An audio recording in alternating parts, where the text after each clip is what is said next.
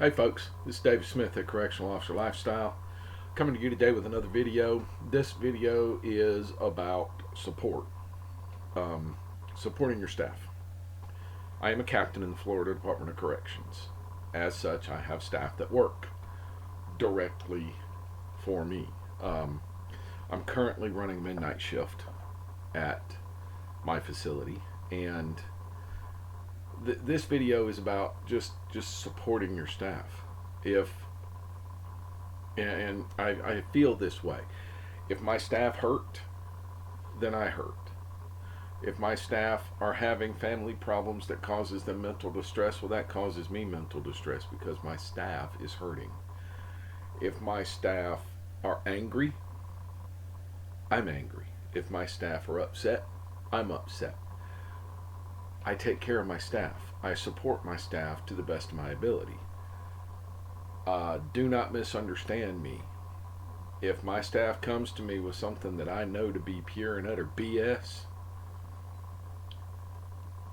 I don't sympathize with pure and utter BS. I just don't. I am not a captain that did my year as a CO, my year as a sergeant, my year as a Lou, and I'm a 4-year in the department captain. That's not me. I'm a 28-year veteran. I've heard most of the excuses. I have dealt with most of the excuses. Excuses for not, I can't stay over. I can't come in. I'm calling in sick. I have stuff going on.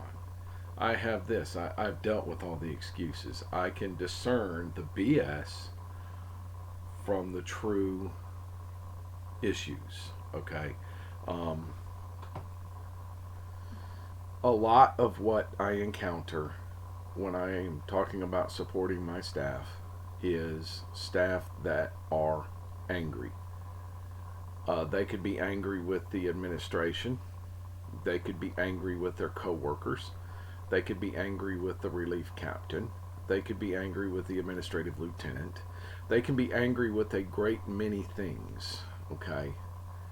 It's my job to be there for them. It's my job to allow them to vent. It is my job to do what I can to help them. Now, we have services available if the situation is something that I myself can't handle. We have the Employee Assistance Program. We have the FMLA, Family Medical Leave Act. We have tools and resources available for stuff that I can't handle. But if somebody is upset with the administration, I want them to vent. I want them to vent. I will listen. I will listen, and then I will take their concerns to the administration, because the administration has to know there's a problem if they're ever going to try to fix it, or they have to know there's a problem so that they can get ahead of it and let these staff members know why things are being done. The days where the administration says this is the way it is, that's it, get over it, those are gone. Those are gone. Staff will leave. They will leave quickly. Those days are gone. I prefer to tell my staff why. This is what we're doing. This is why we're doing it. Does anybody have a suggestion as to how we can do it better? Does anybody have a suggestion how we can do it at a lower cost? Does anybody have a suggestion? And I listen. It's called servant leadership. I listen. Okay. The other day, I had a sergeant completely dissatisfied with something that had happened. I'm not going to go into any specific details. I'm not going to tell anybody's names. Let's just suffice to say the sergeant was unhappy with something that had transpired. Me sitting there and listening to him for 20 minutes, 20 minutes out of my day, helped. I don't know how much it helped, but it helped.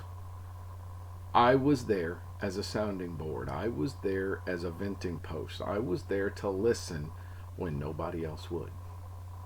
Now, that's not to say that his staff wouldn't listen. That's not to say that his peers wouldn't listen. But a member of the supervisory or leadership team needed to listen. And that was me. It was me. I couldn't offer a solution, but I didn't need to. He just needed an ear.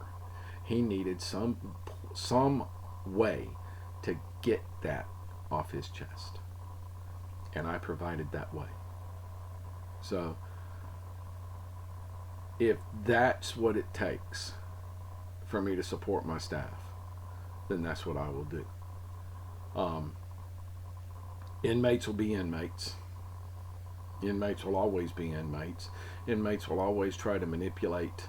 Inmates will always try to bend the rules and the system to their advantage. That's something that we deal with on a regular basis. And if you happen to be in a supervisory role and you're not willing to go down there and deal with an inmate that is acting a fool, I'm going to go ahead and say you're not doing your job. Go down there and deal with that convict.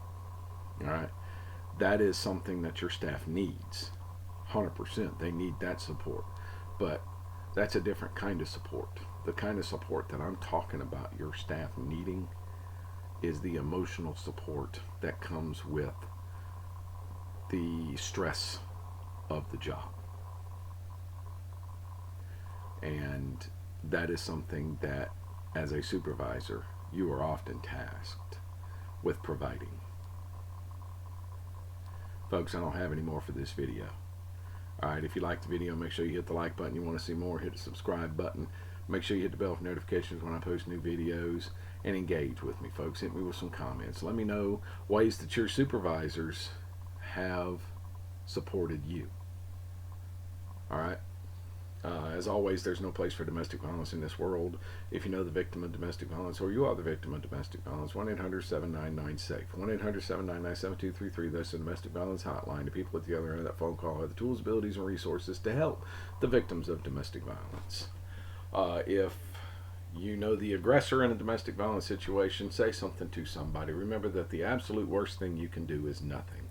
And if you are the aggressor in a domestic violence situation, there's help for you too. First, admit that you need that help. Second, ask for it. Folks, I am my brother's keeper. I am my sister's keeper. Love shouldn't hurt, and we work in corrections. One team, one fight. Y'all stay safe behind the fence.